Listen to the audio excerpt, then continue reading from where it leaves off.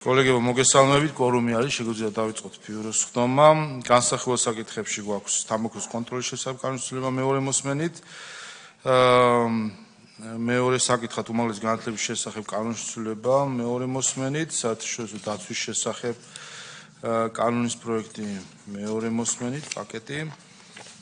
რაც შეეხება საორგანიზაციო საკითხებს, საკანონმდებლო წინადადებაა წარმოდგენილი ვეტერანებთან დაკავშირებით, გადაეცემა ჯანდაცვის კომიტეტს, ასევე საკანონმდებლო წინადადება შემოსავლების სამსახურის შესახებ და გადაეცემა საფინანსო საბიუჯეტოს და საკანონმდებლო წინადადება დედაქალაქთან დაკავშირებით, რომელიც ასევე გადაეცემა რეგიონულ პოლიტიკის და თვითმმართველობის კომიტეტს.